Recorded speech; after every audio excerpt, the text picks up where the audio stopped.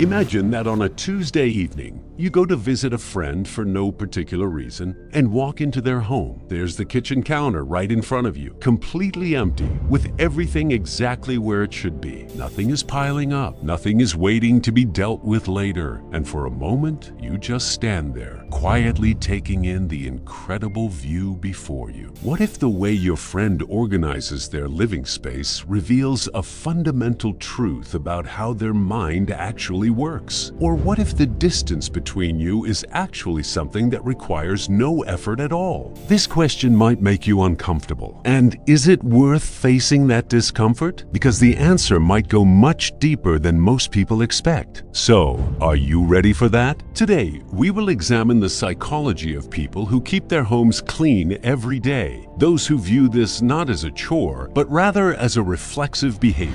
This isn't a video about cleaning tips or organization systems. It explores the neurological and psychological perspective that makes this behavior possible in the first place. Because if you've tried to develop this habit and failed, or if you've seen others do it effortlessly and felt confused deep down, there's a very clear reason behind both of these experiences. And once this reason becomes clear, your entire perspective on this behavior changes irrevocably. So, how about starting from the beginning and taking control? Your brain doesn't perceive your home the way you consciously think about it. Whether you're aware of it or not, your brain constantly scans your surroundings in the background at all times. Environmental psychologists refer to this process using the concept of cognitive load, the total amount of mental processing your brain is actively engaged in at any given moment. Here's what research consistently confirms. Clutter doesn't just sit there passively. It tries to grab your attention through processes that largely take place in your subconscious. Every unwashed dish,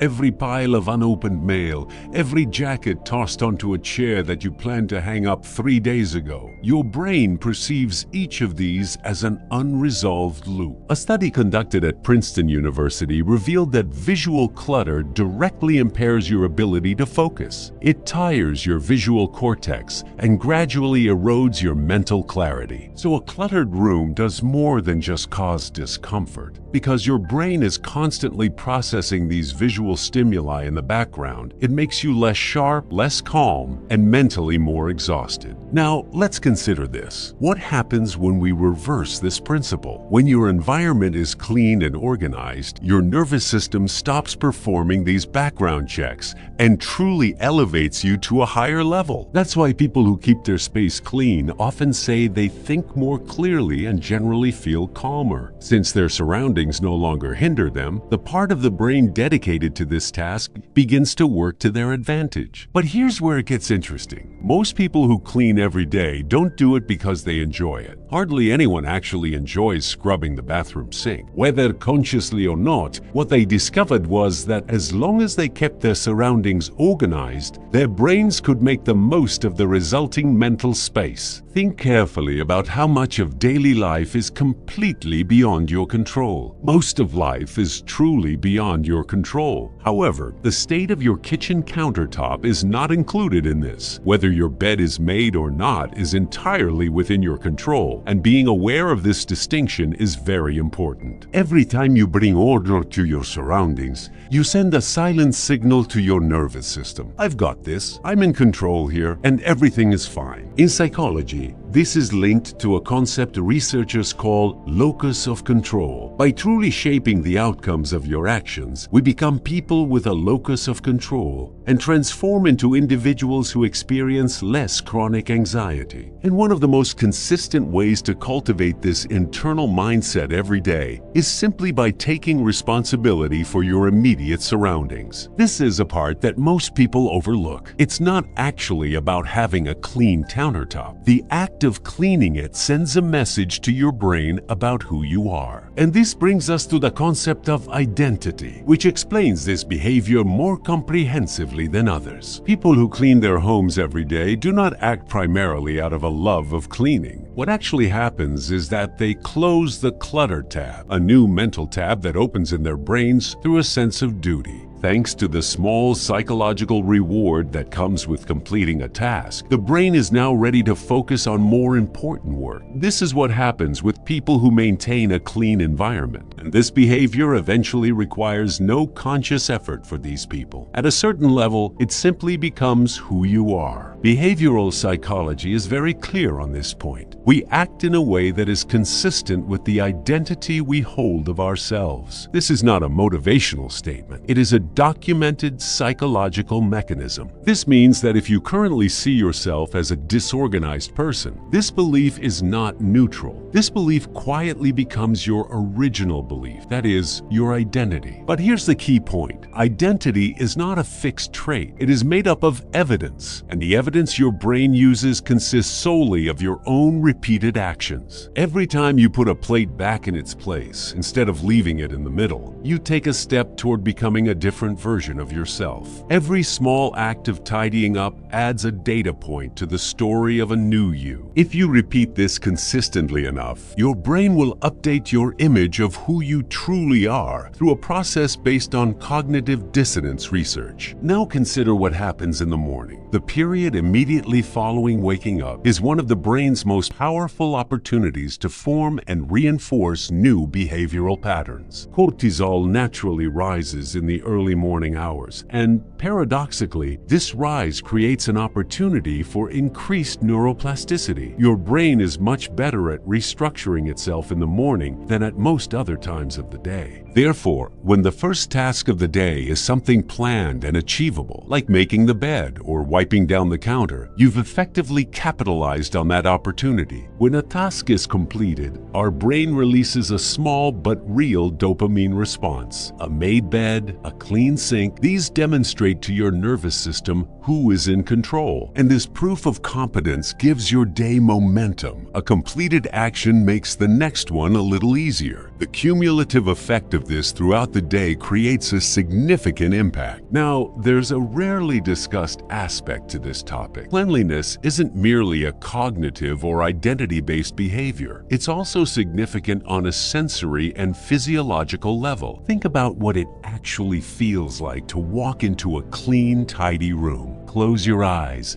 and let the freshness of the space renew you. It's like getting a second chance at a great start to the day. A tidy environment conveys this message. Everything is in order here. You are safe. For people who are extremely sensitive to environmental stimuli, providing a clean space is a top priority. Psychology uses the term behavioral activation to describe the intentional use of physical activity to change one's emotional state. When you're anxious and inactive, your nervous system becomes active, and during cleaning, this energy is efficiently released. As the dishes are washed, you feel a sense of calm. People who clean regularly feel emotionally fulfilled as well. To wrap things up, there's a topic I'd like you to think about for a moment. Your home isn't just a place where you live. Your home is a message you send to yourself about what you believe you deserve.